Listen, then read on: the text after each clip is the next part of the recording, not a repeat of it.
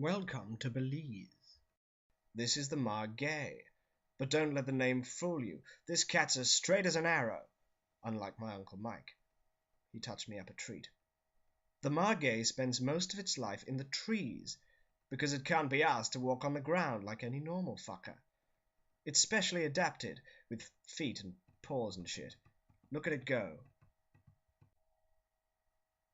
The Margay hunts mainly at night, when it can't see a fucking thing. Quite why it's decided to do this is anybody's guess. It's believed by scientists that the Margay is a retard, but a good jumper, which more than makes up for it. This is the basilisk, the Margay's principal source of food. The Margay sniffs the tree like a pervy fucker, and then proceeds to hide shittily behind some grass. Fortunately, the basilisk is an idiot and doesn't see it coming, and so it's fucked. Several meters below, Bruce and Carolyn Miller, two humanoid people, are walking around oblivious to the shitstorm going on above. This is a jaguar.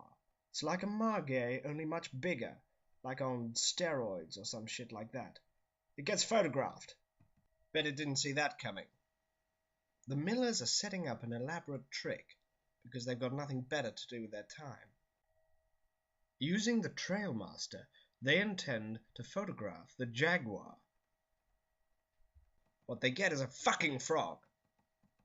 Fat bastard. The Margay has finally decided to come down to the ground, and also makes a pig's ear of their little experiment. The Margay is like the jaguar, only smaller, like coming off steroids. Viewed from above, it looks like a kitten walking through a big shitload of grass.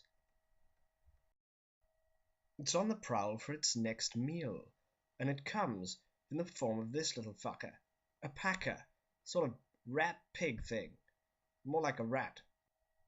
It smells like a big old box of shitty frogs that have died.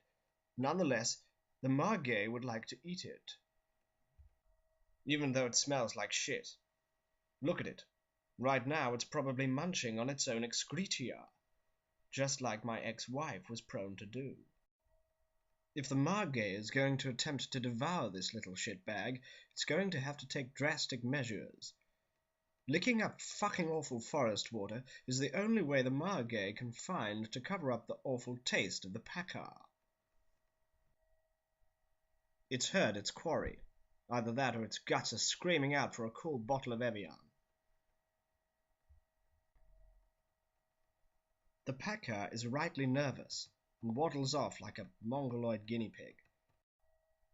The Margay is closing in, and the packer's shitty little log isn't doing it any favors. If any creature deserves to get eaten by a hungry cat in the night, it's this one. The Margay is approaching the entrance to its pathetic bolt hole. Look at it. It's coming. Fuck. The packer's finally cottoned on that something's awry, and shows its fucking awful teeth. Look at that. The Margay decides to go in anyway, and the packer fucks off. The Margay gives chase, and they run through the moonlit forest like gay lovers. The packer ditches into the drink. Thank fuck for that. Now it might not smell of shit to quite such an unholy degree.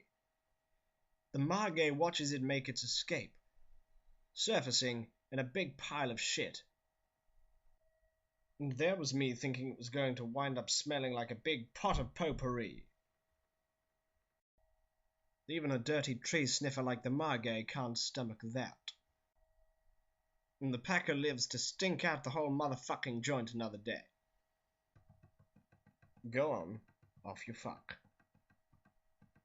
Even though the Belize Rainforest may seem butch and masculine on the exterior, it does have a very deep-seated sissy side.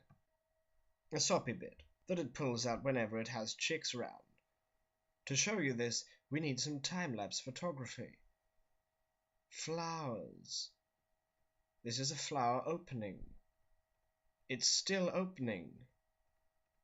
And it's still opening. It is both boring and wanky at the same time. But the BBC paid for the cameras, so what are we to do?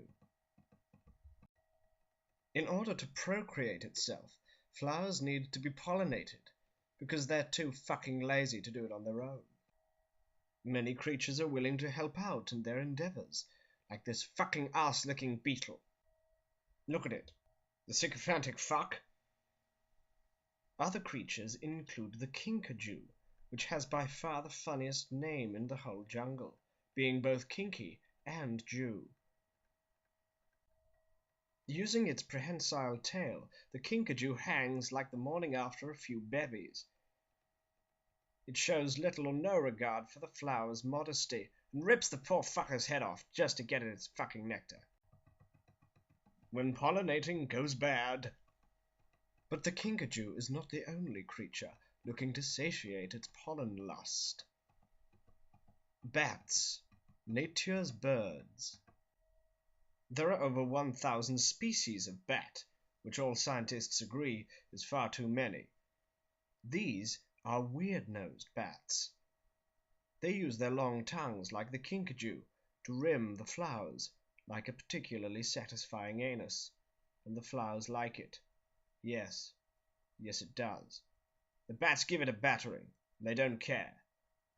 They don't give a flying fuck, which is ironic in the extreme.